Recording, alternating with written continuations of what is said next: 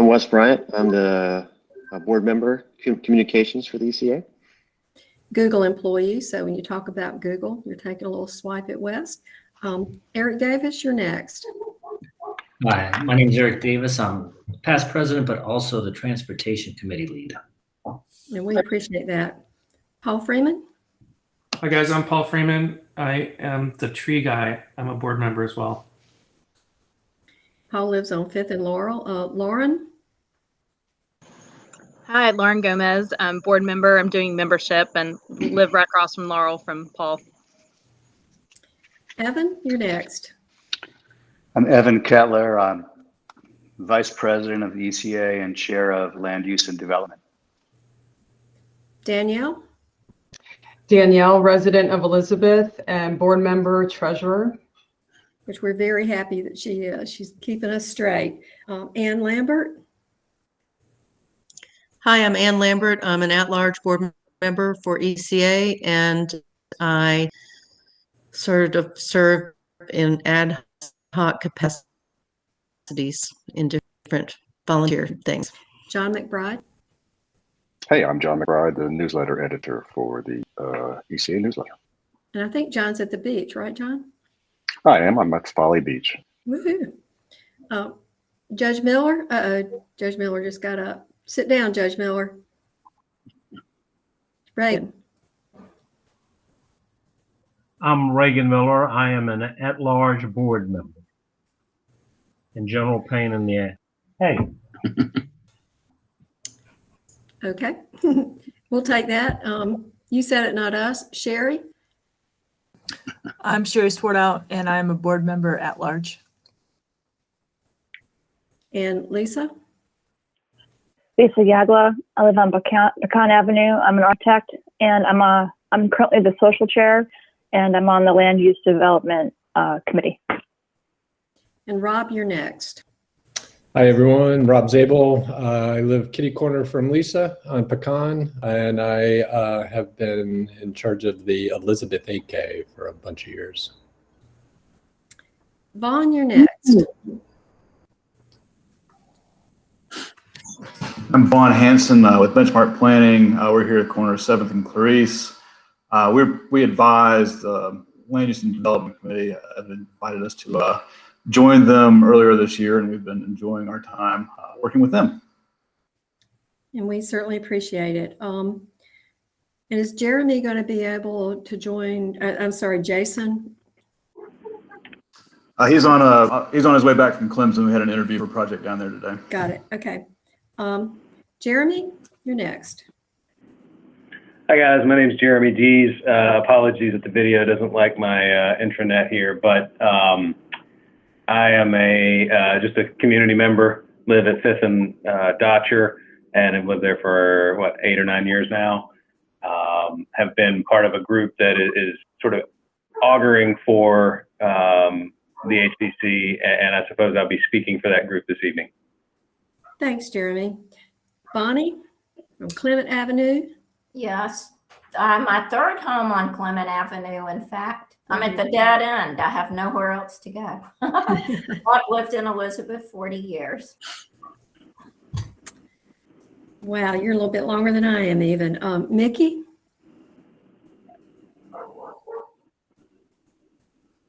Mickey, you're muted.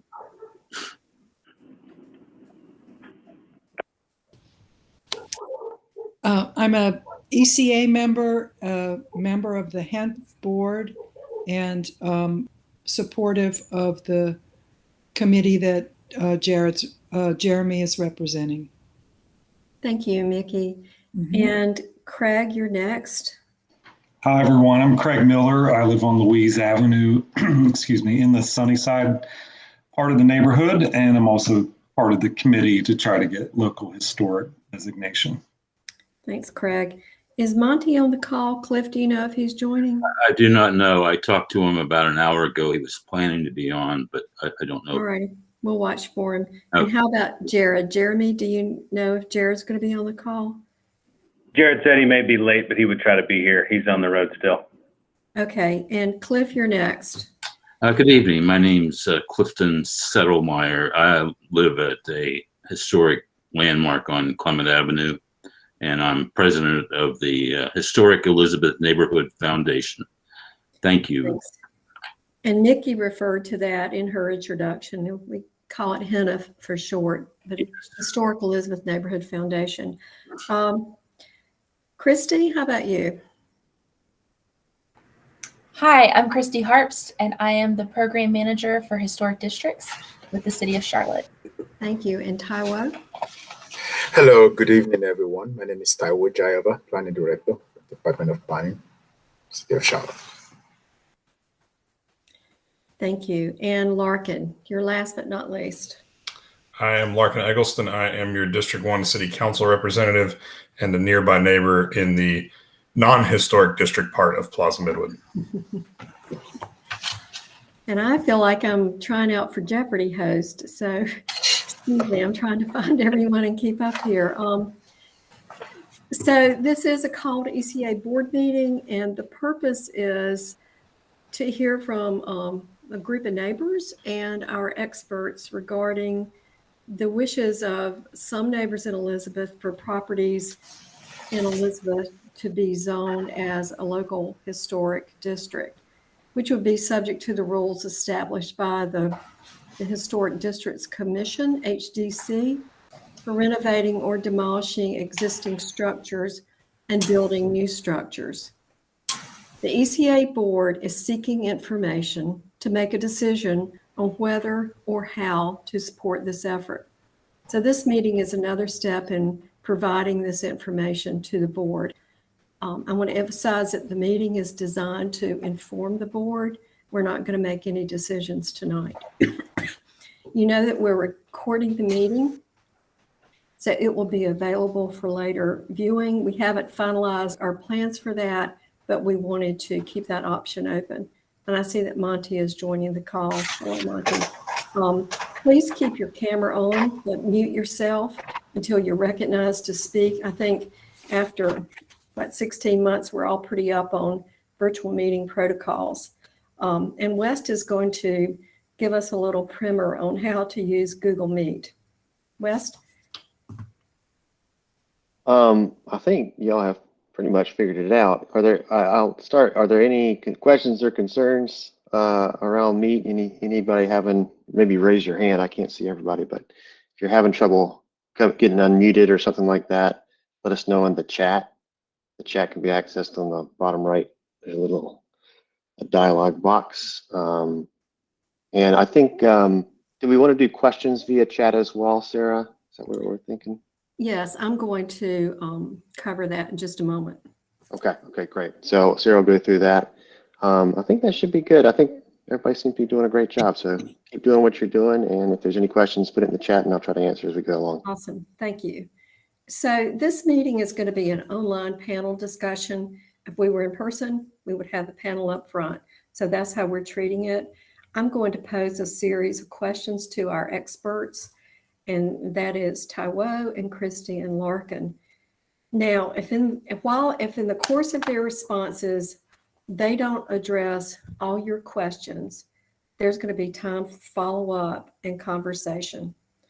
And we'll do that as well as we can virtually using the chat feature first and then live questions. Now, I'd like for us all, I will tell you, I'm an active questioner. So this is to me as well as all of you. Give our experts time to answer all the questions. You can post your unanswered questions in the chat and I'll ask follow-ups as they are pertinent. Please don't try to interject or interrupt our speakers. Let's let them answer all the questions and then we will circle back and do follow-ups from you as appropriate. As I said, we're going to end with the opportunity for board members and our neighbors to make comments and ask questions that you still may have. I'm going to ask people who normally text me during the meetings to not do that because I've got a lot to concentrate on in this meeting, so it would help me a lot. And I've already teed up a couple of people to keep me on track, although I'm sure that's just not going to be necessary, but if it is, they're ready to help. So I had let Jeremy know a few days ago that I had a couple of questions to get us started that are directed to Jeremy. What are the problems you've identified in Elizabeth that you believe historic district status would help to remedy? And after you answer that, I'd like you to answer exactly what are you asking the ECA board to do? So Jeremy. Sure. Thanks, Sarah. Appreciate that intro. And we've talked a little bit about this before, but for the benefit of the larger board and for the folks that are not part of the board, I'll recap that. Basically, the group of people that has been focused on this issue for going on 2 years now, I think was the first time we got together. We've all noticed some significant changes in land use and some significant densification, if you will, or additional heavier land uses throughout the neighborhood. Examples of these include the Gibson over off of Central, the still under construction project at Pecan and 7th, that's an office building, the venue that is across the street, not exactly in Elizabeth, but right across 7th from what would be considered sort of the main body of Elizabeth, the neighborhood. And certainly the Martha Washington apartments, which were torn down and are being redeveloped as 114, I think, if I'm remembering correctly, townhomes, which is why I got involved with this. My property abuts that site. And so that's how I sort of came to this. But those types of projects are what got our attention. Other things that have gotten our attention are assemblages. For instance, on 7th Street across from the Cajun Queen, where there used to be a Korean church that I think was previously before that an Episcopal church, all the way up to what used to be the Shine Salon, is now an assemblage and is likely to be redeveloped much in the same fashion as the Langston apartments, because the sites are just not deep enough to do a whole lot else. There's no way you could get retail per the code right now in there. There's just not enough way to get parking in there. It would be too expensive. But those types of things. There's also an assemblage over off of Sunnyside that people have their eye on. There's an assemblage on the back side of, or on the front side rather, of Central and Sunnyside, kind of from the Mecklenburg County Credit Union all the way up to the Five Forks area. Those types of things are on our radar and have us concerned because there's no telling what will go there. And sort of what it'll look like. Other things that have happened in the neighborhood in the recent past and are continuing to happen are single-family teardowns. There have been a significant number of teardowns. Some of the ones that I've noted here are the one that's on the corner of Bay and Clement, much smaller house with a more neighborhood-friendly footprint, torn down in favor of a 3.5-story monster that's as big as you can possibly make it per the code. Same thing on Bay Street. Right now, there's a house under construction almost right behind the house that I'm referring to at Bay and Clement that is in the same vein. Sarah knows this well. She's sitting directly across the street from a house that was torn down in favor of a much larger structure that is currently under construction as well. Many other examples, but that's sort of the problem that we've identified in Elizabeth, is that we have all of this going on, and all the stuff that I've just spent, 4.5 minutes recapping is probably what, in the last 5 years, maybe less, and is only picking up steam with the massive influx of people to the Charlotte area. And so that's sort of the problems that we've identified that could be remedied, we believe, with the HDC. We think that the focus of the HDC on scale, on materials, on design, and certainly the requirement that whoever owns it has to sit on it for a year after they've applied to have it torn down before it can be torn down, helps put the brakes on sort of the desire of these development companies and other interested parties to come in, raise it, and do absolutely the maximum of what the code allows them to do currently. So that's the problems that we've identified that we believe could be remedied with this policy solution. what are we asking the ECA board to do is pretty simple. We're asking you all to help us through the process that is required to get the HDC. There are on the order of like 7 or 8 steps that I believe the original meeting that Christy was kind enough to come to and speak to the community at regarding HDC requires about 7 or 8 steps. And a couple of those steps are relatively straightforward and involve city staff or state level employees. And one step, Larkin's job will be to try to get it passed through the city council as a zoning overlay. But there are several steps prior to that require the community's attention and require the involvement of community associations such as the ECA or the HENF to get information pulled together. One of those steps is the historic building stock survey. It'd be a block by block, building by building look by someone who is qualified to do such things at what the building is, whether it represents an historic structure, and if so, what characteristics of that building contribute to its historic nature. That is one thing that we are asking the ECA to do, is to help fund that, to help push that forward and give the imprimatur of the ECA to that survey to say we've undertaken this and we've helped in some way push it forward so that the community can be relatively assured that it was done with the right pretenses and that there was a fair and appropriate process observed in doing so.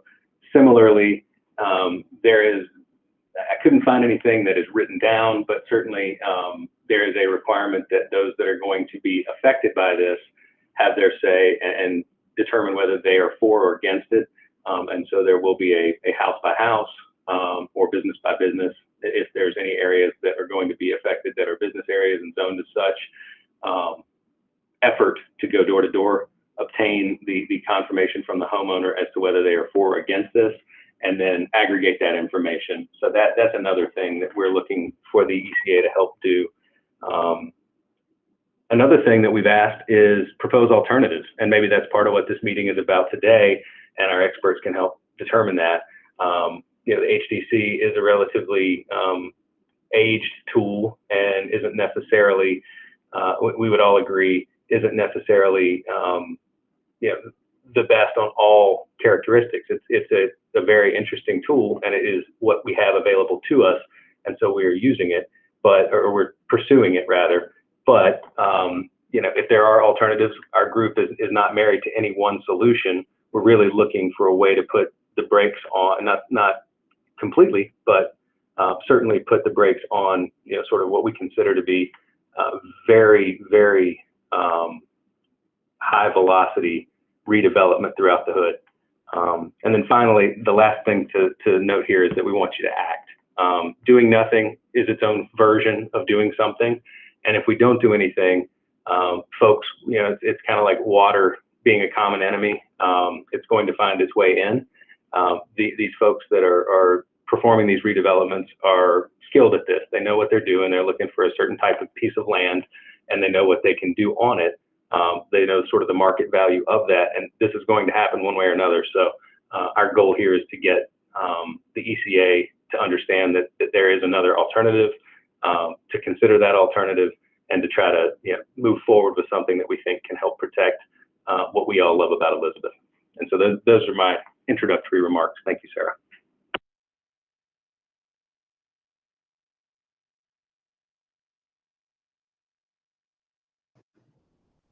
Sarah, you're muted. Thank you.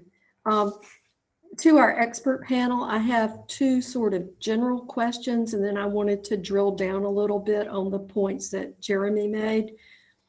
So the first question, if all or part of the Elizabeth neighborhood was in an historic district, what would that mean for the neighborhood as a whole?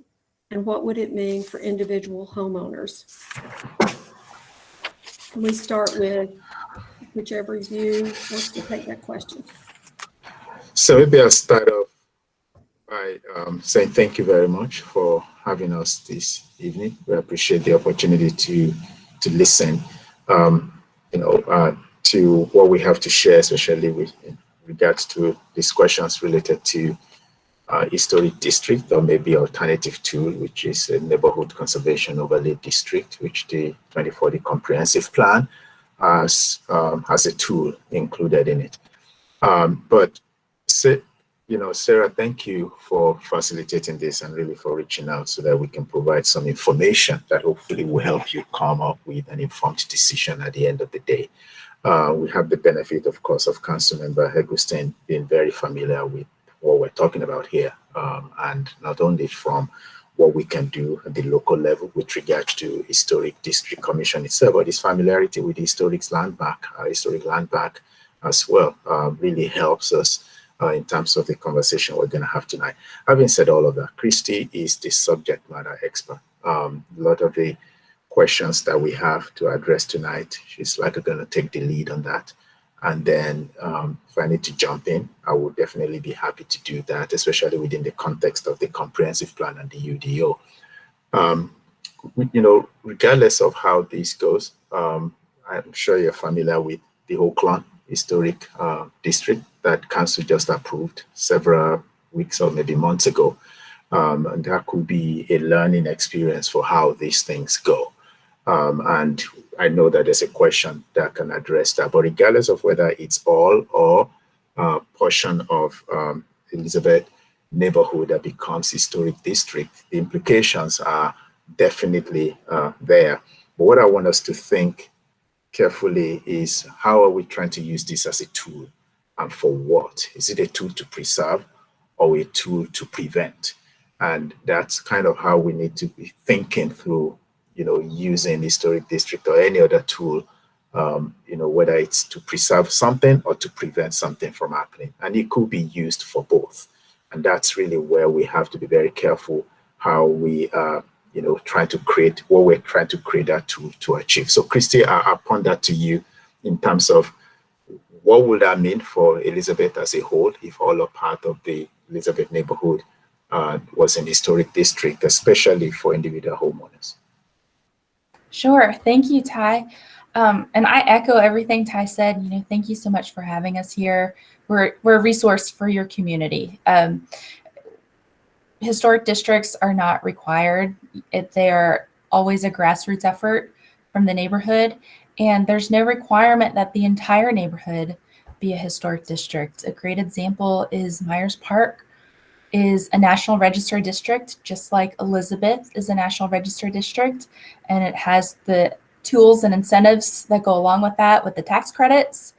But Hermitage Court is just a street of, I think, 26 houses that decided they also wanted the protections and the preservation of a local district. So it is not something that might be suitable for all aspects of Elizabeth. It might just be some small areas. It could be 1, 2, 3. There's really no limit to the size or the location. What it means for the neighborhood as a whole is it provides you a greater knowledge and say in decision making when it comes to projects. We consider the neighborhood and the homeowners partners in the preservation process, and we frequently have representatives from land use committees, from neighborhood associations attend our meetings and provide input from the neighborhood viewpoint, which doesn't always match what the adjacent neighbor viewpoint is. Sometimes it does, sometimes it doesn't, but it does provide that forum for the land use committees and the neighborhood as a whole to be involved.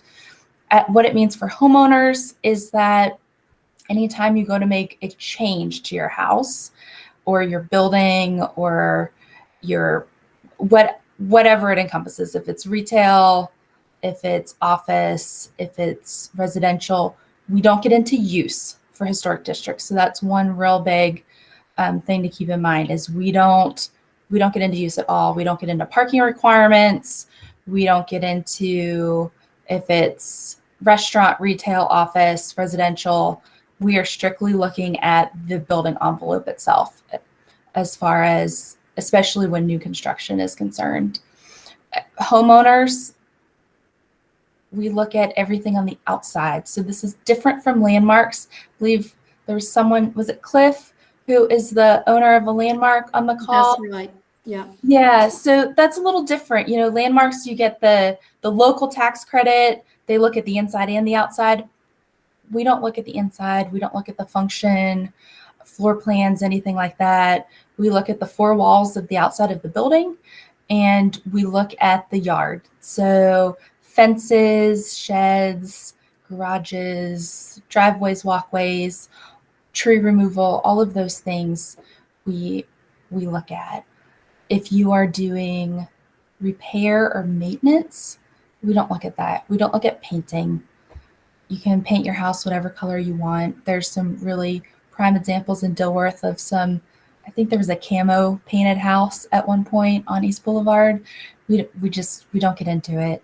The only time we talk about painting is when it changes, it affects a material. So brick, stone, any natural material, it changes the characteristics of it. We don't allow the painting of that.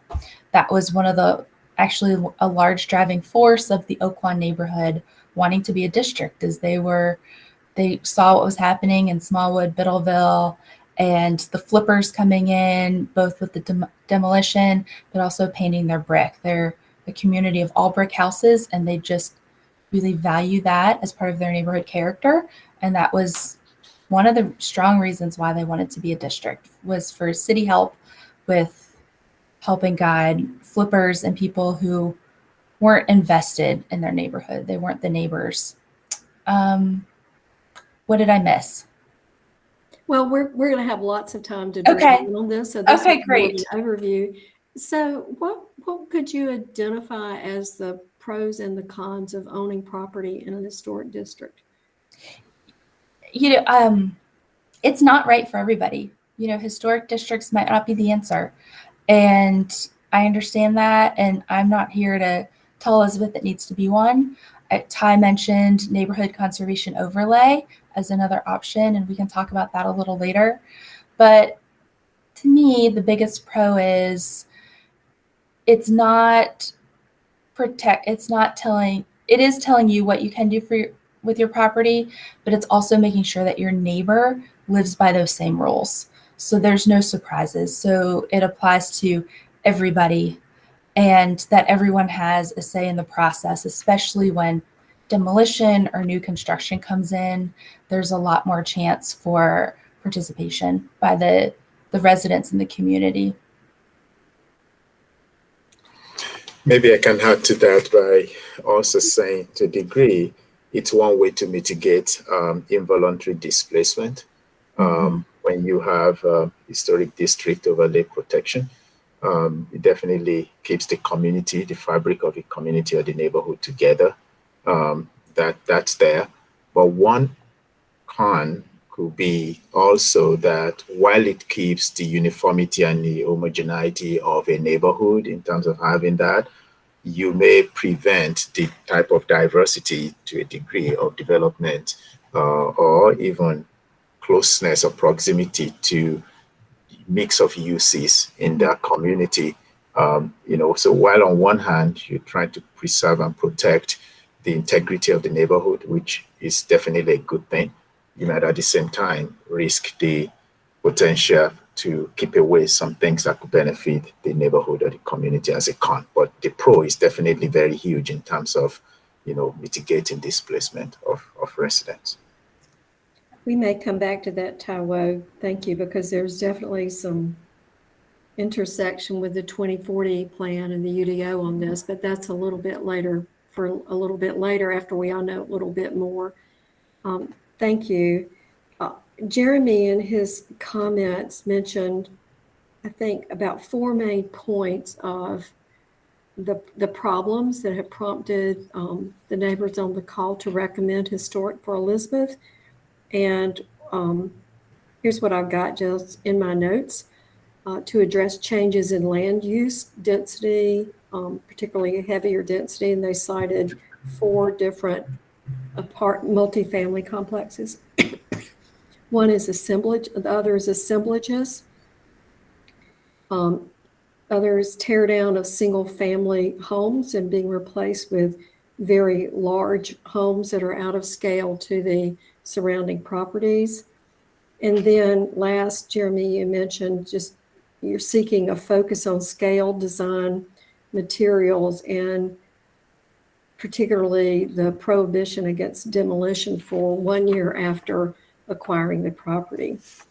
So of those four main points, Christy, in what ways would historic district address or solve these problems, and which ones would they not solve or address? No, that's a great question. I'm going to start with what they won't address, and that is land use changes. We are asked to provide input in historic districts when a rezoning happens as part of the staff report and the rezoning process, but we don't get into land use. That is determined by zoning, and we abide by whatever zoning says in regards to use. We also, and so that also gets into density. Zoning also dictates density. How we do impact density, though, is we say it's a vacant parcel of land and it can be developed into, townhomes or apartments. We don't look at number of units, but we do look at height. We look at massing. We look at setback. We look at the building and its form on the property. So by its very nature, and height is dictated, per our current guidelines, height is dictated by the heights of other similar historic properties. So if we're talking new construction single family homes, if you're standing on the street and you look in a 360-degree view, you can build as tall as the tallest historic house. You can't go any taller. So it does help with the issue of maximizing the lot, both in terms of setback and height that is currently allowed under just R5 zoning. To drill down on that height issue a little bit, Sure. Jeremy mentioned the assemblage of properties along East 7th Street between Clement and Lamar. I don't know how familiar, we're all familiar with that area, but one particular person or entity has bought the whole block, shallow lots fronting on 7th. If that were to be multifamily, you're saying that it could be, if they wanted to build multifamily, it could be perhaps rezone multifamily, but then the height and scale of the building would be dictated by other historic structures around it. You're saying it would not be dictated by modern apartment buildings that may have been built recently. Is that correct? Correct. Yes. There are, and Elizabeth has a lot of historic apartments which to draw from. But that is one way that we do, help guide the development of new development to make sure that it fits the character of the neighborhood. Assemblages, the other thing we look at, say there are maybe 6 lots and they're going through the assemblage process. We look at rhythm, we look at massing of the building, so how the building is broken up, that we wouldn't want, a perfect example is on Central Avenue, the building that surrounds the Thirsty Beaver. It is a huge block long, there's no break in it, it's just one straight wall. And in historic districts, we wouldn't approve something like that. We'd want them to break it up every 40 or 50 feet or so, have some ins and outs, some front porches, some entrances on the streets, things that reflect the characteristics of the neighborhood. Interesting, because that's what we asked Pulte to do with some success with the Martha Washington project, which I still call Martha Washington, even though I think it's Elizabeth Glenn. Any other comments on the points that Jeremy raised and whether or not historic would address them? Tear downs. This is a really important one. Mhm. In North Carolina, state law says we cannot prevent the demolition. We can only delay it for a year. We can and we do in historic districts. And the point of the delay, it's not to, stick it to the developer. It's to try and see if there are alternatives to demolition. Can we work with Preserve Mecklenburg? Can we work with Preservation North Carolina? Can we work with Landmarks? Are there alternatives? Is there another buyer? Is there an alternative? Can you do an addition or rezone to allow for maybe 2 units or 2 buildings on the property? What can we do to, maintain this historic asset? Because that's the whole reason we have the historic districts, is because of the historic buildings. Right. We're successful. We have about half the time, I'd say. There have been some times where buildings have been bulldozed for parking lots on East Boulevard that have hurt, but they've gone through the process. It does extend, like he said, it does extend the process for the developer or redeveloper. When they tear a building down and put a parking lot in, do they have to get your permission to do the parking lot, or is that a zoning issue? They do. So anything that goes back, it's a 2-step process. You file for the demolition, and while that 1-year clock is ticking, and they're hopefully looking at alternatives, and we provide support with that, the introductions and anything they might need. But we also review anything new that goes back on the site. So parking lot, new construction, if they're just leaving it vacant, usually that doesn't happen. We also don't want a bunch of vacant lots, right, that just sit for a while. I think that was all 4. Thanks. We'll have time to, as Sure. things come up. So the historic district guidelines, which some people on the call know that I actually printed them out and Post-it noted them and everything else. I'm sure everyone's read them word for word in addition to me and Christy. They detail the review process, architectural standards, rehabilitation, building materials, new construction, additions, hardscape, trees, and there's some other regulation. So are there less stringent options that could help regulate the scale and massing and rhythm, those terms of new buildings and additions without dictating architectural style? And the reason that I'm asking that is, well, go ahead. I'm sorry. Answer. Sure. Well, first off, we don't dictate architectural style for new construction. So there are definitely commissioners currently on our commission who are big fans of contemporary and modern architecture. And what we say is, once you pick a style, be true to it. So if you decide to build a craftsman house, make sure that the elements are proportioned appropriately. But there has been modern architecture in the districts. It's newer. But as long as things like foundation heights, the window header heights, the tops of the windows align, you have windows on your front, where the front door is. It's not just a big blank wall or a garage in the front of the building. We don't get into style. So as for your other question was about, is there another option? There may be soon, and Ty alluded to that. That's our neighborhood conservation overlay district. That is much different than a historic district.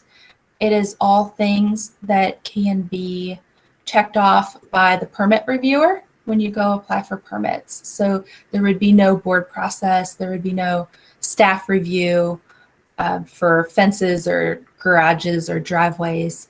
It's just looking at additions to existing buildings or new construction.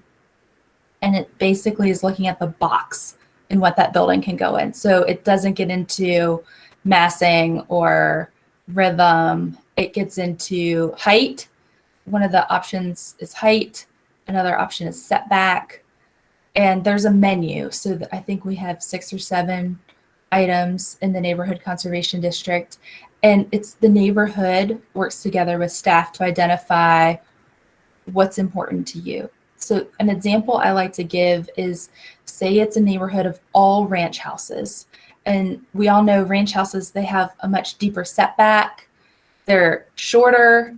And so maybe in a neighborhood like that, they're looking at, hey, our setback here is 40 feet off the front property line, not 20, which is allowed by underlying zoning. So we want to hold that setback for anything that's built in this neighborhood. We also want to hold the height. We don't want a 40-foot tall single family house built in our neighborhood, but we might be good with 25 or 30 feet.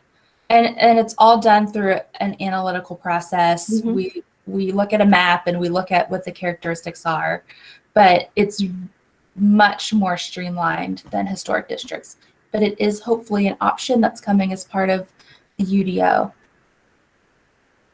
Is that part of the place type mapping process that we're getting ready to dive into? No, it's not. It is another tool, like historic districts is a tool. It's an ordinance. It would be required to go through the rezoning process. It's a very similar designation process, and the fact that you would have to get property owner buy-in through a petition in order to apply for the rezoning. Thank you. That's good to hear. The next question is one that is part of one that Jeremy had asked me to ask. Is there a hardship or a means test exception applied to a homeowner's compliance with the historic district rules? And when I say historic district rules, I mean the guidelines. I may refer to them different ways, but sure, that's what I mean. And he gave the example of replacing a slate roof. You know, there are others with windows that don't work and things like that. So is there any kind of means test or hardship or other exceptions? And I'll note that you do in the guidelines in section 2.5, there is some reference to exception, but it doesn't really give the standard. Sure. So brief plug, if anyone hasn't seen our guidelines, this is what Sarah's referring to. They're on our website. They're organized by chapter.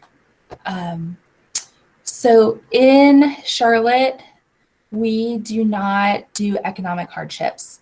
It is related to it's similar to the variance. It's a hardship of the property, not of the property owner. So, for example, if someone's house doesn't meet current setbacks and they want to put an addition on it, we work through that to allow them to do that. If they have a pie-shaped lot, sometimes they're allowed to build a little taller of a house than they otherwise would, or a taller addition. So it's all about the hardship of the property itself. And, you know, it's hard because no two properties are the same. So every project is considered on its own merits according to that property. As far as Elizabeth goes, where your financial incentives come in is you are a National Register Historic District, and there are tax credits available for property owners that might need help with things like a slate roof or window repair. And the threshold is, I think you only have to spend $10,000. I mean, that's the cost of a new roof on a regular house, not even a slate roof. People doing HVAC upgrades and a roof upgrade sometimes apply for that tax credit. So there are resources to help. We also, if it's a lower income individual we connect them with the Housing and Neighborhood Services Group, who has grants for lead abatement and critical home repair. So we try and connect those dots that way as well. Great, thank you. You've answered some of the next question about whether or not modern homes would be allowed in our neighborhood. So if there was going to be a renovation or an addition to an existing modern home, would that be addressed under the guidelines, or would it be you just have to be true to the style? If you're mid-century mod, you've got to comply with that, or if you're whatever. So it gets back to every project is different, and what we look for, whether you are a new modern house that was built in 2020, or you are a historic bungalow built in 1920, you go through our process, and we look at the addition and how it fits with your specific house if you want to make an addition. And our standard is differentiation. So can someone come by who is a trained professional? You guys might not be able to tell there was an addition made to a bungalow house, but if a trained professional came by, could they identify, yes, we know that this was built in the 1920s, we can tell this was probably in the 50s, and this is their modern addition from 2019, 2020. And so there's a variety. So if you have a modern house and you want to do maybe some kind of farmhouse addition, maybe that works with the way your windows are placed and the materials you're using.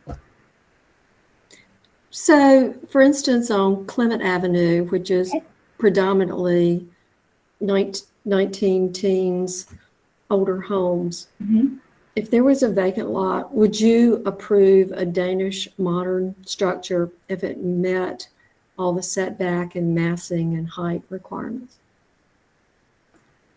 It totally depends. That's a really hard question to answer without seeing plans.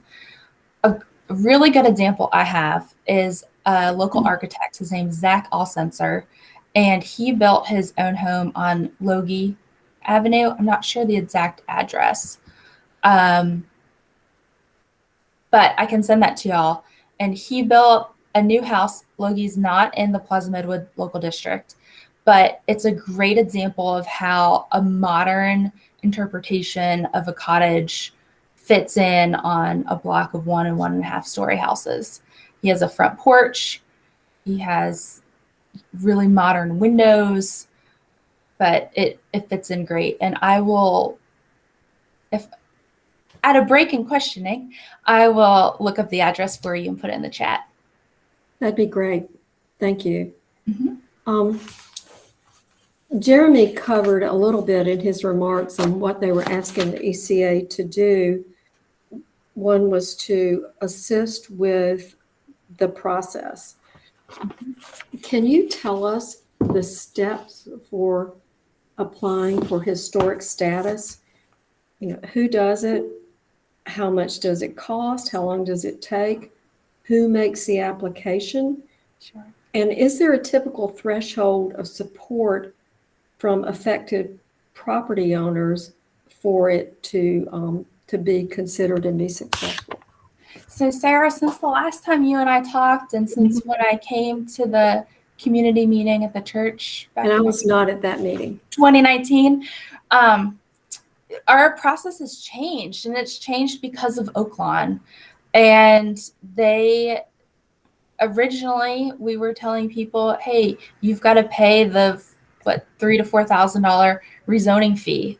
But in trying to make this process as equitable as possible for all neighborhoods and eliminate barriers for people who might not even be able to afford that, we switched gears. And the rezoning fee is no longer required if you have a petition signed by a minimum of 51% of property owners.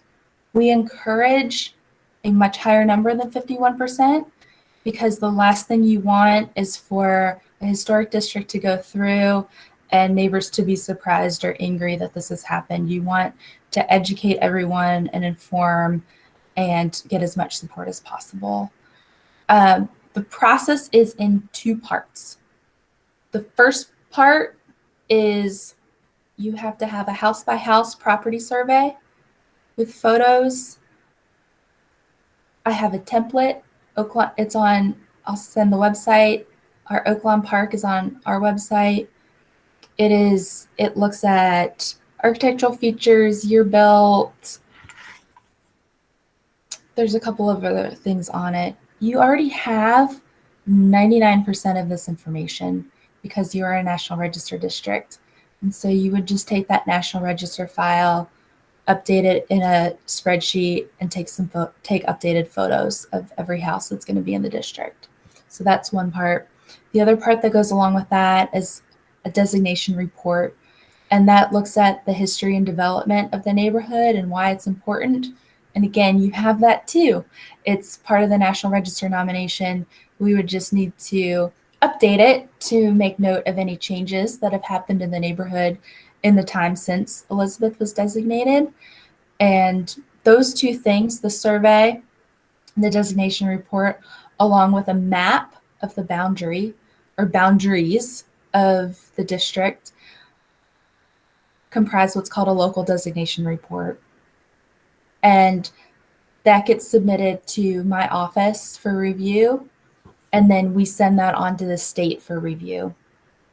And so the state has 30 days to review it and send comments back, and they're non-binding comments, but usually they're minor and we incorporate them. After you have the state's letter, this designation report, which again is the survey, the history, and the map, and your petition, those things are what's required to submit for a rezoning. And then that's where phase 2 starts, and we start working with the rezoning staff, take it through the standard rezoning process with the community meetings and everything that's required of a rezoning. Is there any requirement to do a house-by-house survey, not of the housing stock, but of the owners before submittal, just to judge neighborhood? No, what we ask for is that we ask that you let the neighborhood know this is under consideration. And we ask for a meeting agenda and meeting minutes that show that the neighborhood has informed the community you're evaluating this. The part of this evaluation process is the survey, the history report, and getting that feedback from the state. But ultimately, it is going to depend on the petition if this moves forward for a rezoning. Okay, just to make sure that I understand, and hopefully everyone else, is that pre-submittal, there's no formal requirement for information about whether or not the affected homeowners would support it. But you say there has to be a meeting and minutes to let. Well, we like consideration for staff to start, right? We're not going to start this in a vacuum with just, Mr. Smith called me. I'm going to start this and we're going to get going with it. We want it to be, if there is an established neighborhood association, I think how we have it written is it can be a vote of the board to move forward and, that agenda meeting minutes, or at a community meeting that it's presented. How it worked in Oak Lawn is I came to one of their community meetings and I explained it and they voted that they wanted to move forward. And I attended almost every community meeting from October of 2018 through March of 2020 with Oak Lawn Park to, tell them about the process, get information from them, and walk them through it. And I am happy to be as hands-on or hands-off as needed to help you through the process. But we need something from neighborhood leadership to say, yeah, we're on board with this being evaluated. So for the Hermitage Court petition, did the Myers Park Homeowners Association assist them or support them, or was that a separate group? I have no idea, and we didn't require a petition at that point. This petition requirement is new, and we did that because we are waiving the fee. Yeah, So, can I interrupt for just a quick second? I'd rather you put it in the chat, Craig. Thanks. Sorry, Jared. It was a clarification, but Oh, Jared. Oh, that's Jared. Wait a minute. You say his Elizabeth Historic. You've got both folks as Elizabeth sorry, Historic. it's a very fast question, and I'll shut up. But Jared, please put it in the chat. I'm sorry. I set that okay, ground Christy, rule, if and you that's could what just I'd read like it. you to do. Thank you. Go Okay, ahead, Christy. so sure. So we didn't used to require a petition. So I'm not sure. We have not, since Tyre, I have been here, Oaklawn Park has been the only local district that we've designated. The most recent one prior to that was Wilmore in 2020. And I don't know what their process was. I don't know what they required. I know what's always required is the map, the survey, the designation report, and then the rezoning process. But I'm not sure how they navigated the rezoning process. But since we are presenting it on behalf of the neighborhood as the city of Charlotte, so planning staff is presenting the rezoning to city council, we're not going to present something that doesn't come from the neighborhood because it's not our project. And that's the point of the petition, and to waive the fee. Yeah, and so Wilmore was 2010. 2010. Was okay, yeah. I hear there's not door answers. Yeah, I think the question is, at some point, there's got to be, you said it needs 51% support. So when is that door-to-door documented survey done, and who does it? To file the rezoning. You don't need it to start the process. So you don't need it to do the survey, the map, the local designation report. You can do that and then it can go nowhere.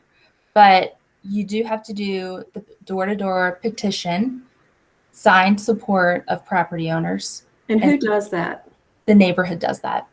Okay, the petitioner, whoever that may be, right? Okay. I provide the framework for it. So McCrory Heights, I just sent them an Excel spreadsheet, and we pulled the data of all homeowners in McCrory Heights and gave that to them and said, here's the format that we need it in.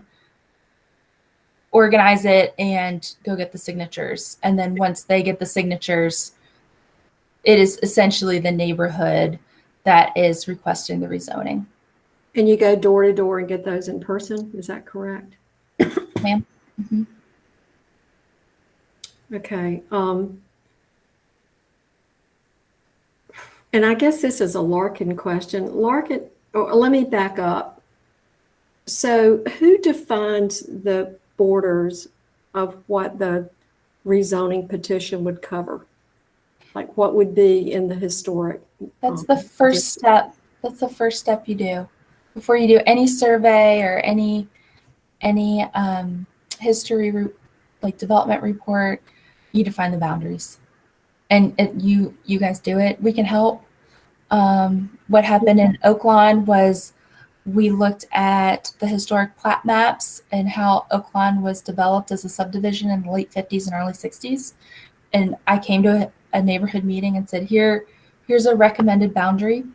We also had state staff come in and they helped us figure out the boundary that we recommended to Oaklawn Park. But ultimately, the neighbors said, well, I live on this street. It's contiguous. I've always considered myself part of Oaklawn Park. We want to be in the district. So we said, okay, well, let's expand the boundary then. It's really a cooperative effort between us, the neighborhood, and the state. And is it based on the housing stock survey?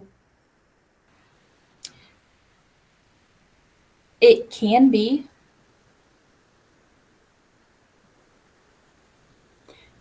And I want to let a lot of people, everyone know that I'm sometimes asking a question that I actually know the answer to, but I'm trying to make sure that our entire board gets the information they need. So thank you for the comments in the chat, but I'm actually have a purpose for my questions.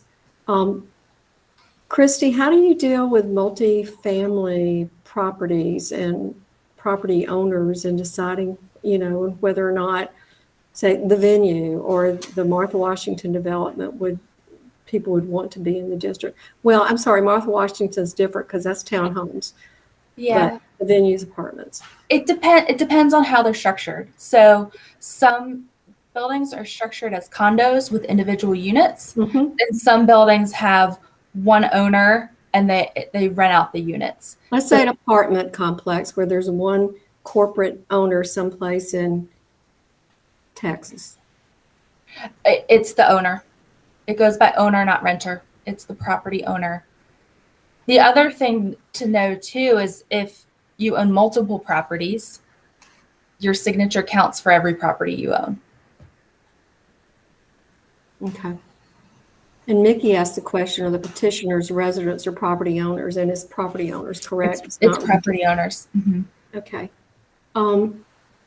I've heard you refer a number of times to neighborhood leadership, and our board is obviously struggling with whether or not to support or be the petitioner. Sure. Support a petitioner, actually be the petitioner. What involvement from the ECA board is necessary or desirable in the petition process? I think there's some flexibility in the process. How it worked in Oaklawn is the neighborhood president was the official petitioner on behalf of the neighborhood for the rezoning process. And they were doing their entire neighborhood. Do you need an individual to be the petitioner or a nonprofit or an entity? What is it? You know, that is a great question. And I don't know the answer because that would be for Dave Pettin, our rezoning manager. Typically, I think we have an individual. Sometimes it's an LLC or a corporation. Ty, I might kick that to you. Yeah, I was going to say that it depends on the wishes of the neighborhood. Yeah. You could do that through an LLC, or you could have a representative that you designate to do it on your behalf, as long as there is there is a support for that designee on behalf of the neighborhood. So if the ECA board stood back and did not support a petition, but a group of neighbors filed a petition, would that follow your process? Would that be considered? I think it would depend. Okay. Yeah, sorry. Please. No, I think it depends, right? You know, are the neighbors contiguous? And is it a really defined area?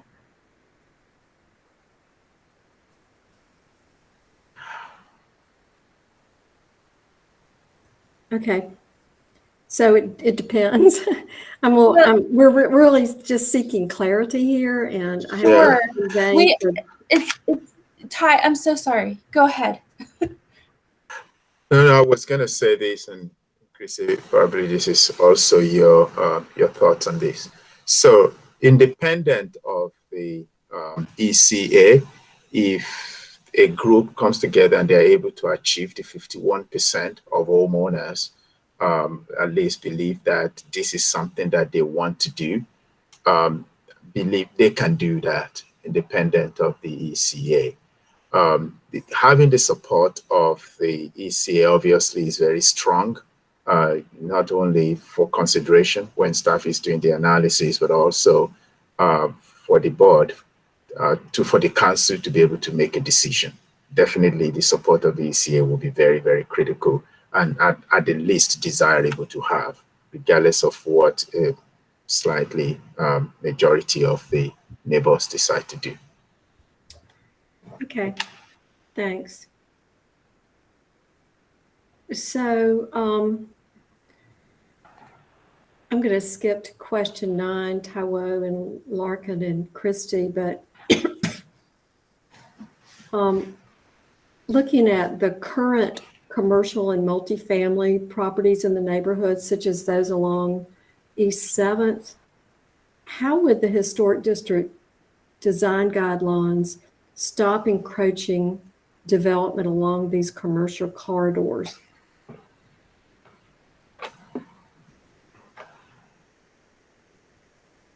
Well, I can tell you that we are, I showed you our guidelines earlier. Mm-hmm. We are adding new They were all sent the link earlier. Okay, so good. those got We it. were all, yes, thank you to Ty for that. We are currently working to finalize commercial and multifamily guidelines. Our standards are very light on commercial buildings because we don't have, our commercial corridors are residential in form. Like East Boulevard is a lot of old mansions that have been transformed into offices. But as we get inquiries from different parts of the community, we have recognized the need for commercial guidelines, as well as to enhance the new construction residential guidelines to incorporate larger multifamily developments as well. So the answer is to the question is, what would the effect be? Would it stop encroaching development, which we're all concerned about? It depends on if that's part of the district or not. And if it's part of the district, then anything being developed within the district has to go through the design review process and adhere to the guidelines. We can't stop rezonings. We can't stop use changes, but we can help influence what the design and appearance of the new construction looks like.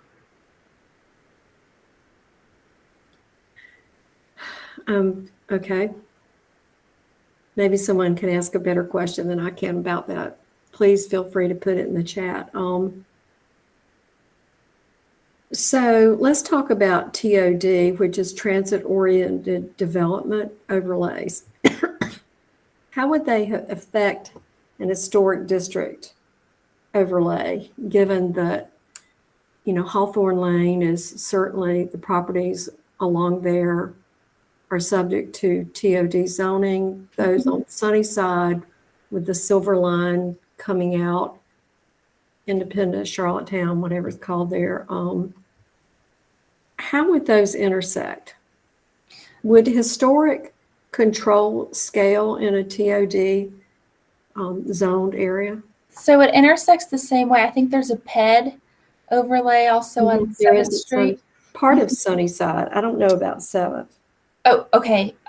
Same way. So how zoning rules kind of across the board work is most restrictive applies. So whatever overlay is more restrictive in terms of height, setback, that's what applies. Anytime that an overlay is silent, the other overlay governs. So for example, in TOD has a lot of parking standards that we don't get into in historic districts. So anything related to parking is governed by TOD, but anything related to height would be governed by HDC. Okay.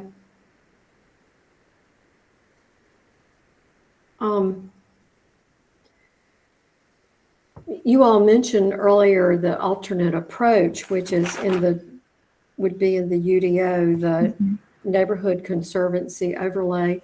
So how can we learn more about that and be part of the decision-making process of how that is applied in Elizabeth? Do you want me to start first Yes, on that sir. one, and then we can jump in? So it's one quick answer is to learn from Raleigh, what Raleigh did with their comprehensive plan several years ago, where they introduced the concept of neighborhood conservation overlay district, which is almost similar to historic district in terms of requiring 51% at least of property owners to sign on. What Raleigh did, though, was to make it permanent. In other words, it's in perpetuity. The challenge with that is what we're seeing in Raleigh today, where they are positioning the city to operate some bus rapid transit corridors in Raleigh. Unfortunately, some of those bus rapid transit corridors will go through some of those NCOD, or Neighborhood Conservation Overlay districts. And because there's limitation as to what could be done in those areas, it's impacting the ridership, their ability to be able to attract federal dollars to build those bus rapid transit corridors because they are not able to increase density in those neighborhood conservation overlay districts. So that's a challenge for Raleigh right now in terms of how NCOD has impacted their ability to generate ridership based on density or flexification, let me say, of development along some of those bus rapid transit corridors. Could that impact our future extension of streetcar, in our city? Could that impact potential for future bus rapid transit if that were to be triggered? Potentially, yes. We had indicated in the comprehensive plan that that's a tool that's available to those who want to preserve the integrity of their community and pretty much following the lines of the historic district.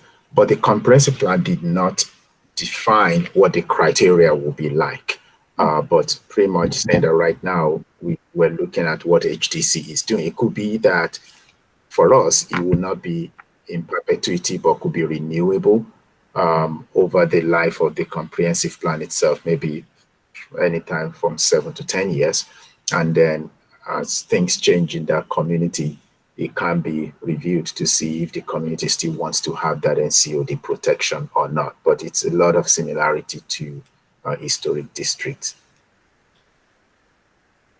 If an area Christy, I were don't know if you going, want to have.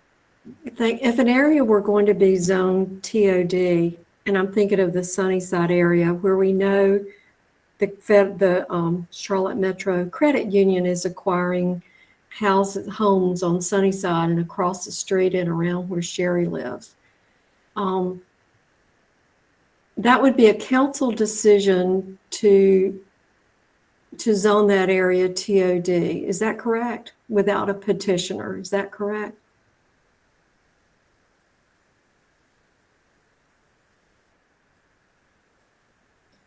I think that's for you, Taiwo. Okay, Yeah, I mean, so any change of zoning would be council. I mean, we did a big blanket rezoning that included 1,500 lots of parcels that didn't have a petitioner, but that was not part of it. Mm-hmm. So yes, so staff will have to make that analysis and submit, just like a typical rezoning. And staff will lead that and submit that information to the council to make a decision.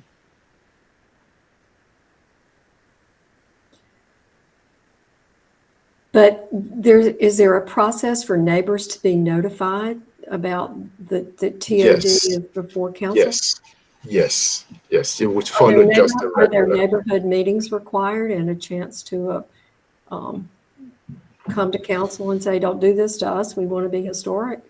Yes. That would be the same as any rezoning. Yeah, it would be the same thing. Okay. I have an answer. There was something about Raleigh and the Oakwood neighborhood. Okay. So I know a little bit, enough to be dangerous on this. And to my understanding, the issue was the HDC itself wasn't the issue. The HDC approved the modern house to be built, and it was a neighbor who didn't like it and took the property, her neighbor, to court. So it became the civil issue with sort of the HDC involved because they had, approved it. And we have one of our attorneys on staff has studied it a lot, but it went through different appeals process, and some things were remanded back to the HDC for reconsideration. Mm-hmm. But it was an example of a civil suit with a neighbor not liking the decision of the HDC, and essentially taking the HDC and the house resident of the house that was approved to court. So it was drama and a very unfortunate situation for, I believe, all involved. I knock on wood, I don't know that we've had that here. We do have appeals. There are neighbors and even neighborhood associations that have appealed decisions of the HDC. And sometimes, we have a process for that. It goes through our zoning board of adjustment where everyone can get a fair hearing to make sure that due process is followed, the guidelines were applied correctly. Sometimes ZBA overturns an HDC decision, sometimes they uphold it, or sometimes they send it back to the HDC for reconsideration. And if the person who appealed is not happy with the outcome at the ZBA, then the next option is court. So there's a whole process for that. And unfortunately, that process is what played out in Oakwood and Raleigh. So you're saying that a neighbor who was not happy with an HDC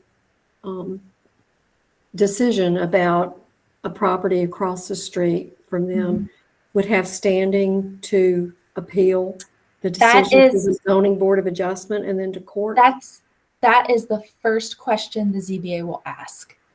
And they will the ZBA is the determinant on if that neighbor has standing or not and what's required. So that's not something we look at, but when we get a notice of appeal, that's the first thing the ZBA looks at is, does this person have standing?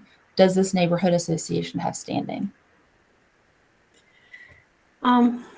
Okay, I'm clear as mud on that. I think, and I understand what happened in Raleigh, but yeah, and I believe West has sent out a link to it was a Vanity Fair story, y'all, but it was still a pretty good story. Do your own research. And Lisa asked, what rules apply to other non-complying structures that are located in a historic district?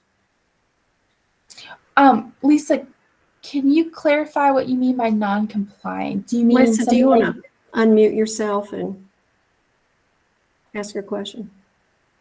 Yeah, for example, I live in a house that's painted brick with a front load garage.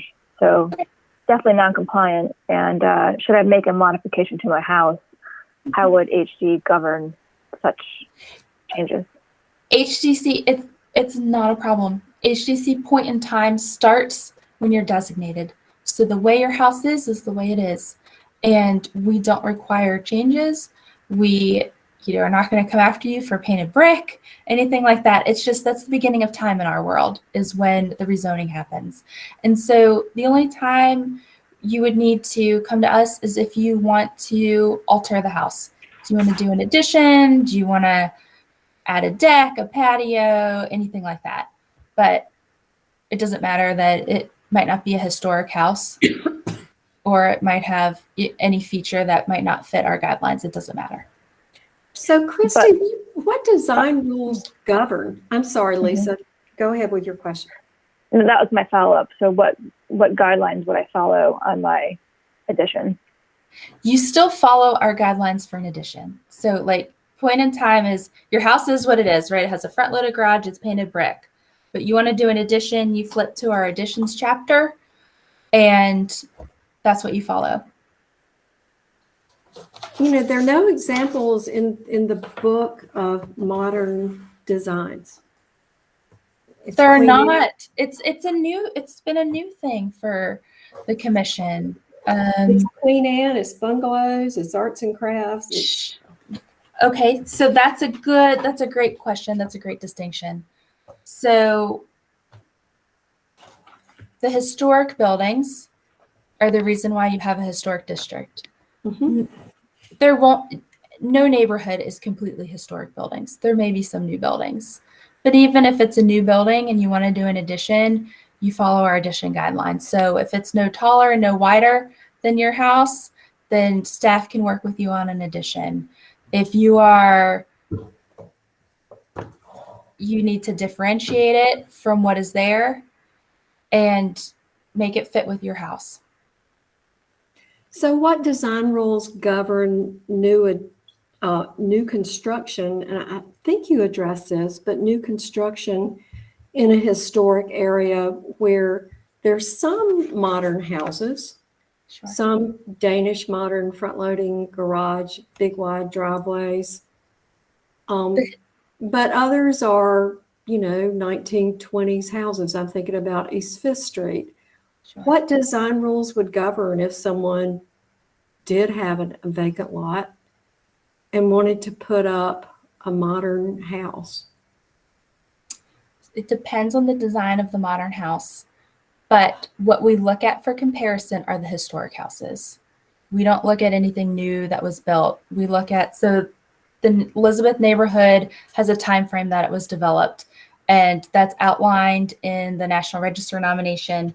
It'll be outlined in your designation report, which says that the majority of the historic houses in Elizabeth were built between 1900 and 1955. And so anything in that framework, in that time frame, is considered historic. New construction is measured against the historic houses. It's not compared to any modern new construction that has taken place. Really good example of this is in the Wilmore neighborhood. They had a lot of new infill construction occur very rapidly, and that was one of the reasons why they wanted to be a local district at the time. And so there is, on Wilmore Drive, there's a house that looks like a castle. And so whether you love it or hate it, we don't consider the castle house when if there's a vacant lot three lots down, we don't consider that as part of the historic context of the street. We look at the historic houses and compare any new construction to the historic houses. Okay, so would a new modern house be allowed? Sarah, it depends. So no front-loaded garages. If that's what you're asking by modern house, no. No front-loaded garages. Maybe Lisa's an architect. She can help me with so you can have modern elements, but no front-loaded garages. You need to make sure that the height matches the heights of the historic houses. You need to make sure the foundation level is very clear where the foundation is, where the windows are located. But if it's more modern in context, then sure, it doesn't have to be an exact replica of a bungalow or Queen Anne. It can be modern interpretation. But no front-loaded garages, no, hidden front doors. You need the front door, you need the connection to the community. But the things built on Fifth Street, some of them on Fifth Street, some of the ones over in the Cherry neighborhood's a good example, where they have some really, really modern houses built. If you're asking like duplicates of that, no. Mm-hmm. But modern interpretation, sure. For example, in Wilmore, you might have heard about the black box property. On Merriman, someone built a huge black box modern addition off the back. And it is probably one of the most modern things that we have ever approved in the Historic District Commission. But it's lightly attached to the main house. You can see where the main house ends. You can see where the modern house begins. And it is super modern. I forget what the address is. I think it's in the 1800 block, but I can find that. All right. Sorry, just to help Sarah for a second. I think part of the process is also, and Paul mentioned this, so if I have a painted brick house and I do an addition, per the guidelines, I could not extend my painted brick house. I have to now switch to a regular brick, right? It depends. Sometimes they've allowed it, sometimes they haven't. It really depends on the project. And this entire process is through an architect, and I have to go to the board and to have these conversations about my house. No, not necessarily. I'd say 65% of our applications are you work one-on-one with staff. And we work a lot with property owners who hand draw plans. I just worked with someone on a new swimming pool, and they took their survey from when they bought their house and just drew on a rectangle and where their pool's going to go and told me the dimensions. You don't necessarily have to have an architect. And Sarah, back to your question about modern. Mm-hmm. I work better with pictures, so I may be misinterpreting what you're meaning by modern. So if you have an example or a website you can throw up, I can talk better to if what's in your mind about modern is something the historic district would or wouldn't do. Well, I guess, I'm thinking of, and I'm not all stuck on modern houses. I'm really, really just trying to understand the process. And, you know, what rules would govern, because you said a little earlier, you said modern is absolutely allowed, but it's an interpretation of whatever the predominant or the historic homes in the neighborhood. So I'm just trying to It understand. all depends on, we don't look at style. So asking about, you know, modern or contemporary or anything like that, we look at where's the front door, what are the window openings like, what's the height, what's the size of those, where's the foundation line, what's the roof line look like. We look at the elements of the building, and those elements can absolutely be modern. Monty has drilled down a little bit, saying, okay, Lisa is driving us down East Fifth Street right now along Fifth. Okay. Going from Ridgeway over to the left where there's an old duplex that is, I don't know if it's been sold or not. And then you have a new house that's dark frame. Lisa, you want to talk us through this? I was just showing the example of some modern that's sort of built in amongst some of these existing. This is what I think Sarah and I are interpreting as modern, as as houses that already exist in the neighborhood that don't necessarily follow a bungalow that is two houses down. This is great. That White House right there. If you drive down the driveway, there's a garage right there. Absolutely. You know, and that gets to exactly what I was saying. You can tell where the front door is, the windows, the foundation, all of those things align with what's around it, but it doesn't look like what's around it, right? It's a modern interpretation of the Foursquare just to its left. And they have front porches. Like, we look at things that doesn't have a front porch, especially on streets that have front porches. But no, we're not going to require a replica bungalow from the 1920s be built, or a replica to the 1920s quad, or a Foursquare be built. Absolutely a modern. I mean, to me, I consider this a modern interpretation of a Foursquare. Lisa, where are you going now? My house. Okay. This is an example of a front-loaded garage. She's tucked in beside Heroes Are Not Hard to Find. Yeah. Sure. This is my route pretty much everywhere I go. I drive down Pecan from Plaza Midwood. Front-loaded garages, no, but your form is like a Foursquare form. You can see where the front door is. You see you have a hip roof. The windows, the level of the windows basically aligns with the windows of the house next door. So yeah, to me, that's another modern interpretation of a Foursquare minus the garage. So I just showed that for context of what's modern in our neighborhood. Yeah, exactly. No, that's super helpful. Thank you. Thanks, Lisa. I really appreciate that. Can we talk? It's 8:04. Is everyone okay for 15 more minutes? Particularly our city folks in Larkin who are not volunteers. What would I just know I have to drop off at 8:15, but I'm good until then. How long would it take if we started tomorrow on a process? What's the ballpark to have this approved by council?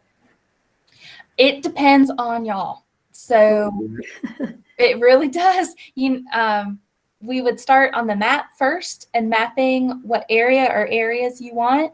And then you would update that survey and update the designation, the development report. We'd send that to the state. So say you can get all of that done in 30 days. We'd send it to this, we'd review it. We'd send it to the state. The state has 30 days to review. We get that information back from them.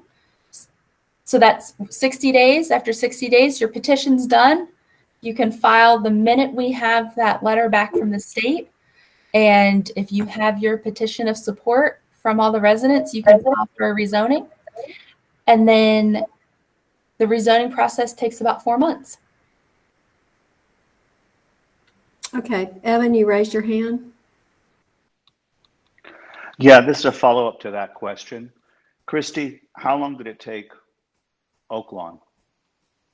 2 years. But part of that 2 years was because of COVID. We were on track we started in October of 2018, the end of October 2018. They were starting from square one though. They are not a National Register district, so they didn't have all of the information that y'all already do. They're also much smaller. There's only 225 parcels in the whole neighborhood. So is being smaller a speed advantage or disadvantage?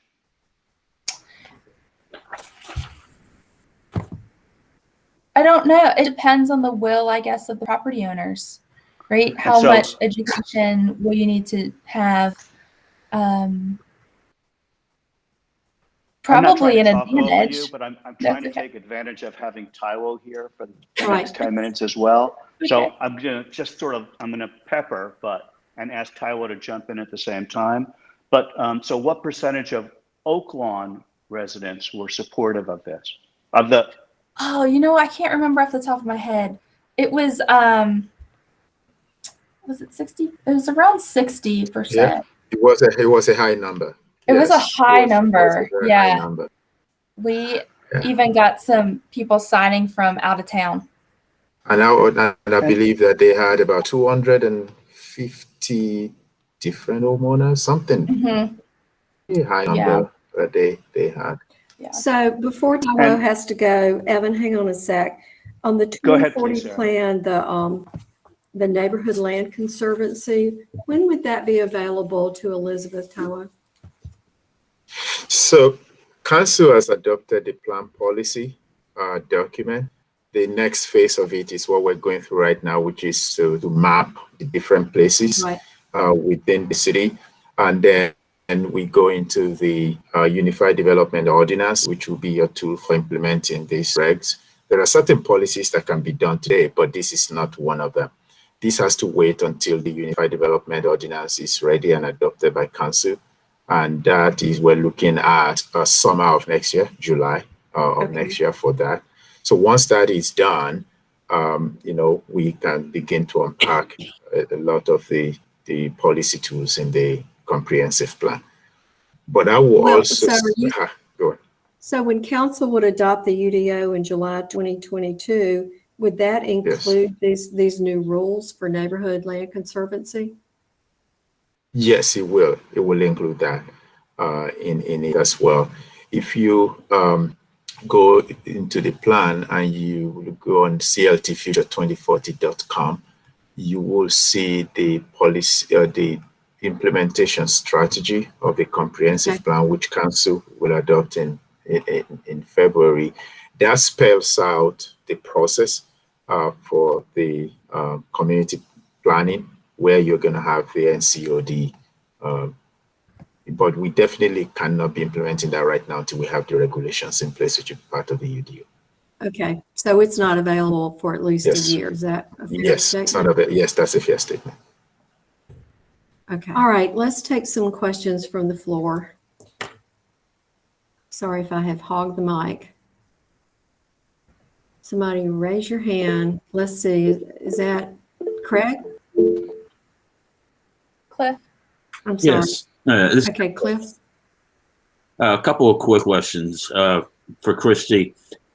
We probably covered this, but I didn't hear. Can the district have non-contiguous segments to it? No. Okay. It needs to be contiguous. Okay. If it were non-contiguous, I would recommend 2 different districts. Sure. And okay, and that's my question. Thank you. Okay. Who else has a question? If you'll raise your hand, raise your hand using the hand thing down at the bottom. I'm having trouble seeing some people.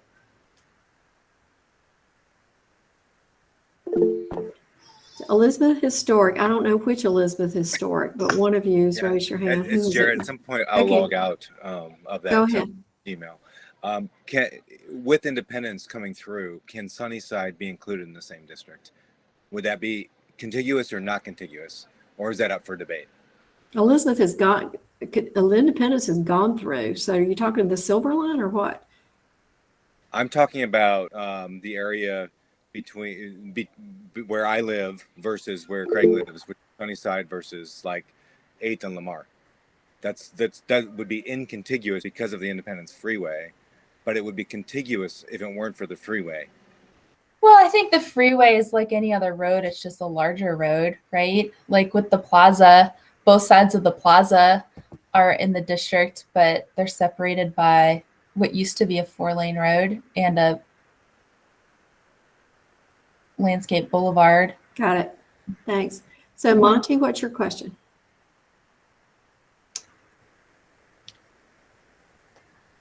I think you're muted, Monty. Monty, you're definitely muted. Hey, Wes, can you unmute Monty? Thank you. Sorry about that. I was following on that same question. Just wanted to confirm that since Sunnyside and some of the surrounding areas are already part of the National Register inventory, it seems that treating them as contiguous would be more straightforward. And I'm just wondering if you agree, Christy. Yeah, I do, but again, it's up to you. If no one else is interested and just Sunnyside wants to be a district, we can certainly talk that over. Understood. Thank you. Other questions? Raise your hand, please. I can't believe I've done that good a job, y'all. There's got to be other questions. I'm poking fun at myself. Please know that. Board members, do you have questions? It's your chance. Okay, Cliff, did you raise your hand again, or is that an old? Yes. I wanted to ask about the survey of landowners. It sounds like it's not absolutely required, but certainly for any petitioner, it would be big help in determining how they want to go about things. Is that right? I think so. We also, Oaklawn Park did a really big education campaign too. They had neighborhood ambassadors, and we equipped them with an informational postcard that just had the who, what, where, when, why, and the map and contact information for my staff and neighborhood leaders who were seeking this. Okay. So, And the one other question I have, when you take a vote, are the votes counted one vote for each landowner, or is the land area calculated in there also? it's by parcel number. Okay. So if you own more than one parcel, you get more than one vote. That makes sense. Monty, what's your question? I know that as we've kicked this around a little bit, there's been some concern about how you go about establishing a contiguous district. And I'm wondering, and the issue of 7th Street came up a little bit earlier. Let's say the gentleman that owns the 4 houses, the 4 buildings that have been assembled along 7th between Clement and Lamar, elected to raise those, so they were vacant. Across the way, you have the Cajun Queen and some other historic homes that have been adapted. When thinking about contiguousness, ensuring that you have this contiguous setup, do you have to have a contiguous fabric of vertical improvements on the land in order to make the argument that you have a contiguous district? There's some concern about being able to reach over 7th and finding that continuity when establishing the boundaries of the district. Well, are you talking like if it's a vacant piece of land, can it be part of the district? Yes. Yeah, it can you be. just ignore that and move right on to the balance of the fabric of what you hope to be the district? You can't have anything that looks like Swiss cheese, right? That you're just picking out parcels. Understood. And it goes with the parcel. But you can, if it's the edge and a boundary, you can absolutely cut that out if it's part of the boundary. So understood on the edge, but instead put yourself around the park, Independence Park, where there are some historic homes. Sure. You proceed through a very shallow condition of only half a block, right? Moving from the park to 7th. There are some examples of historic resources there. And then you look across the street and you have a series of vacant lots, and then you pick up with historic context again.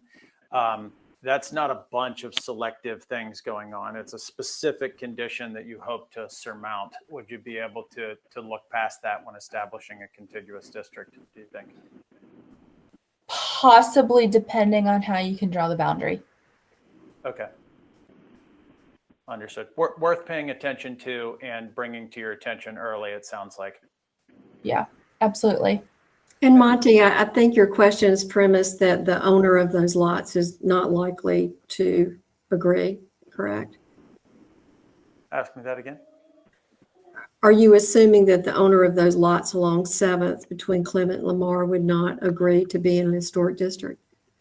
No, not at all. Just, it really was a question about the technical interpretation of what is contiguous. I know the same thing, of course, comes up. It's almost like a spot zoning question. Yep.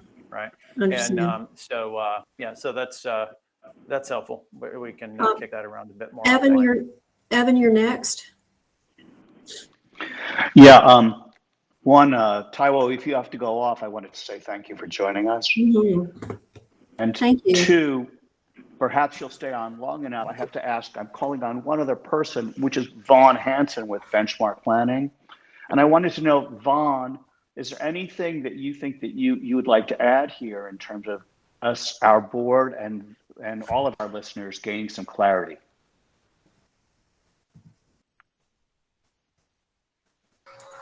Sorry, I had to find my cursor and get unmuted. Can everybody hear me? Yep. You know, I definitely want the folks in the neighborhood for this to be an organic decision of them. I just had a few questions, if I might be able to indulge Christy, just to some notes I took that might be worth some points of clarification for everybody's edification. As we're all gathered here this evening, very early in the conversation, there was discussion about height. And on page 66 of the guidelines, the point number 2 in there does establish a standard for height, and it talks about the tallest historic building on the block within a 360-degree range of visibility of the same type, e.g. single family to single family, multifamily to multifamily, etc. And so I think maybe Sarah posed the question about that stretch of 7th Street there, or maybe it was somebody else, where the church was. It's now not being used as a church, across from Cajun Queen Garden Club, etc. Let's say that somebody came in tomorrow and bulldozed those properties, and so there's nothing on that side of the block. And then across the street on the other side of the block, we have essentially single family homes. And so if something proposed on that other side of the street were multifamily, there's nothing comparable to use as a guide to measure the height. In those cases, how would you establish what the height should be? So what new is being proposed for that lot? Let's say it was, I think the question, somebody asserted that it would be multifamily in that block. How would you establish the height for that, given there are no comparable or existing historic buildings of that type on that, across the street from it or on that block? So we've, that's one of the reasons why we are developing multifamily guidelines, is because we've run into that same issue. What we've done is we've looked at the broader context of the neighborhood and multifamily, the form of multifamily in the neighborhood. Okay. Would you look at the Langston, which is right up the street, which I think is 4? I know, Mickey, you're saying no, but I'm asking Christy, would that be your context, or what would be your context? No, the Langston's new construction. The context would be. What about Westmoreland? Historic multifamily. I'm sorry? What about Westmoreland, which is across from the Langston and is a multifamily complex from the 1920s, I believe? Yes. That's Jeremy asking that question. Yes. That would be exactly what we would look at. So you would find other historic multifamily contexts. Okay. Vaughn, other questions? Sure. A second question. I'll try and go through these quickly. you asserted that essentially the city or the commission was giving all demolitions a 1-year delay. How have you justified doing that? Have all demolitions been historic or of significant nature? That's a great question. Thank you so much for asking that.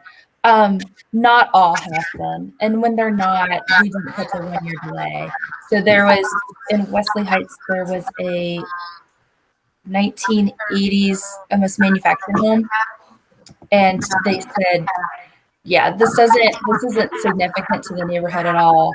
Go ahead and demolish." Well, and thank you for that, Monty. We've gotten a ton of feedback, so if you're not speaking, please mute yourself. Couple more. Christy, how does this affect public infrastructure? What do you mean by that? I'm recalling a number of years ago, I believe it was in Pinehurst, there was a great debate about a roundabout within a historic district that consumed the community and led to great political upheaval. Sure. The streets that run through Elizabeth, 7th Street in particular, is in need of probably some changes over time. How would a historic designation affect that? We aren't involved in anything in public right away. So if it's governed by CDOT, you go through the normal CDOT processes. Let's see. As far as you mentioned tax credits, we actually got some colleagues at SHPO to send us some anonymized non-income producing tax credit data from the neighborhood. And since 2015, there have been exactly 2 non-income producing tax credit projects here. Previous to that, there had been a lot. The structure of the tax credit changed significantly to make it much less valuable. Have you seen similar decreases in tax credit projects throughout the city? So people don't always talk to me about them because they're not run through our office. I don't always know that there are tax credit projects going on. Recently, within the past 6 months, I started holding, quarterly meetings with our tax credit liaison at the state to, have those conversations and help each other out where I knew of a tax credit project or he might be sharing about tax credits. So we're starting to, open those lines of communication a little more, but I'm just not as versed in them as Brett Sturm with the state would be. And very last question, this might be a little bit inside baseball, but the 160D 601D prohibits third-party downzonings. Have you had any concern about the application of a historic district by petition of a third party, not the city itself, where something like the height of buildings would affect the density of development allowed? So that's the reason why we have established the process for the petition and requiring that there is input and say from the property owners in order to waive the rezoning requirement. So it is brought forth by the city, and we are doing that on behalf of the organization. All right, gotcha. I thought that might be the case. It wasn't really clear because I think there was some discussion about who the petitioner would be, and I just wanted to make sure that if it did go forward, and if it was people in the neighborhood wanted it, and that one person opposed to it wasn't able to just get it thrown out because of that. Exactly, and I think that legislation came through, I think the first time in 2015, and then they kept it as part of 160D. Right. Yeah. What was the section of 160D you just cited? That's 601D. 601B? Delta. Okay, I can find it. Great. Thank you. Any more, Vaughn? Danielle and Cliff have questions, and we're at 8:25. Danielle, what's your question? What's the minimum amount of properties to be considered contiguous if someone wanted to ask for an historic designation? Like, can 2 homes, 3 homes do that? I would say a block face. We would use the same standard that we're using for the NCOD district. If you're only 1 or 2 homes, then your best avenue would be a landmark status, not district. Block status, one side of the block or both sides of the block? I mean, it depends on how big the block is, right? If it's a block of 3, I'm not sure, but you know, most blocks have what, 8 homes on them, possibly. Okay. Thank you. Possibly, we can talk about it. Sure. And Cliff, what's your question? Oh, I didn't realize I. Okay. But while I have the floor a second, I do want to make a statement. I apologize. I'm looking at a process that's gone on for quite a while and will continue for a long while. But I'm looking beyond that, and I'm hoping that we all remain the way this evening has been, civil and kind and nice to each other. And in the end, that whatever decisions are made along the way, that we all remain one community. And I want to particularly thank Sarah and Evan and the ECA board for staging this meeting tonight. It's just been great for me.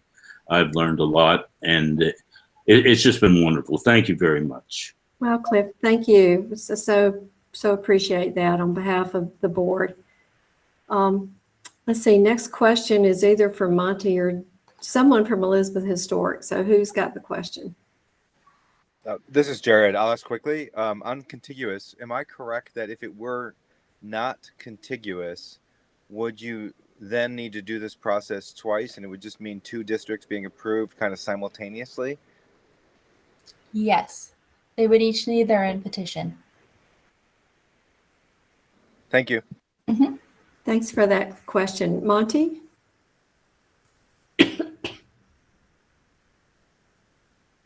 It's 8:27, so jump right in. Or is he muted again? Monty, you're muted. Sorry, I need to get off mute there. Christy, I was encouraged to hear your comments earlier about possibly being able to leverage some of the administrative depth that the city can offer. And I was hoping to get a little additional clarity on the point in the process at which we can begin to lean on the city for things like addressing labels, some of the 3x5 cards for, say, community outreach, and all these things that y'all do so well. Could you talk to us about when we can get access to those, to that support, please? Sure. You know, if you decide to move forward with the process, that's when, you know, the first thing we'll do is we'll have a meeting and invite the state to come down and look at everything, look at your map, and you'll have access right then and there. If you need information for the petition, we'll have our GIS staff pull it. We just printed some postcards and gave them to McCrory Heights so that they could do some education, and, you know, we're glad to help with some of that information. I'm also glad to, you know, I review drafts of documents, ask me questions if you hit a stumbling block on a survey or the report. Glad to provide that kind of support too. Who pays to mail them, Christy? Oh, they're not mailed. The postcards weren't mailed. They were just they were handed out. They're doing a neighborhood ambassador program like Oaklawn did, where it's here's our information. Okay, we've got 1 minute, so Paul, you've got to talk fast. Christy, can you talk about the possible expansion process? If 1 or 2 blocks started, how other blocks might accrete, and would you need 51% of that block of 4? I mean, could this happen organically and just do its own thing? Sure, it would be a separate rezoning process. It can absolutely start small, and as a pilot, if you want just one small area as a pilot program to see how it works and leverage that experience, that's fine. Thank you. Thank you. Okay, I'm going to call it 8:30. So I want to thank everyone. Larkin, you've really not said very much tonight, and I'm not going to tease you about being a politician. You didn't ask me anything. I expected you to jump right in, but thank you. I don't know if I don't think it's literally going to time out on us, hopefully, but I will just say, I mean, we had the right people here to answer the technical questions, because as a city councilman, and I do have experience in the historic preservation realm as the former vice chair of the Landmarks Commission, but also I'm currently a state board member for Preservation North Carolina, which is a nonprofit, not a governmental entity. But I am always in favor of historic preservation. That said, you know, and I told this to the folks at Oaklawn Park, the historic district designation is not the silver bullet that I think some people hope it is for certain things. In their case, I think they thought it was going to preserve affordability. I'm not convinced that it will. And then certainly there's always the hope that it preserves neighborhood character. And in a lot of ways it does, but not in every way and not in every instance. And things will happen and people will go, wait, I thought we were a historic district. How did that happen? So, you know, I do want people's expectations to be realistic in terms of that this isn't going to solve all of the things that were outlined at the very beginning of this as the problems that have been identified. It was stated that there's not necessarily a requirement to have neighborhood leadership, like neighborhood board support. I would say that if you came to the council and said, we want to get this designation and we have the board support and we have 64% or whatever it was that Oaklawn Park had of the neighbors who were impacted, signed on to it, the board signs on to it, I think you bring a very strong case that is nearly certain to succeed. I think if you come without that level of support, then it starts to get a lot dicier in terms of passage on council. So while not required, I'd say that it's something that would be important, much like it is when we do rezonings. It's important that Monty can attest to this. We expect them to come with the neighborhood, in whatever formal way the neighborhood weighs in on things like that, being supportive. It doesn't mean every single person has to agree with you. But I am happy to support the neighborhood if that is the will of the neighborhood, but there's only a handful of ways for us to kind of gauge if that's the case. And so, you know, those are the T's to cross and I's to dot to make sure that you can demonstrate that it is something a majority of the neighborhood wants. And I think Christy has done a great job of kind of setting a realistic expectation of what it's like if you are successful, and that it's not going to solve every one of the problems you've outlined there. And I don't think y'all are suggesting that it will, but so I'll stay engaged as necessary, but this trended more towards a technical discussion, and Christy is the right person to answer those technical questions. So I listened and learned myself because I was never on the districts commission. So for me, this was some of this was new. Thank you. I'm going to let that close our meeting, and I want to thank all of you for your time and your passion, whatever your opinion is about this. I want to second what Cliff said, that we are neighbors. We are all in this together. We're going to be neighbors, I hope, for a long, long time. And we want this to remain friendly and fair and open process. So I really appreciate everyone's time and energy, and thank you so much. So I'm going to sign off now. Wes, you can stop recording, and thanks to everyone. Really appreciate your being here. Good night. Thank you, Sarah. Thank you. Thank you, Sarah. Thanks. Thank you very much. Signed, your friend, Evan. Good night, y'all. Good night.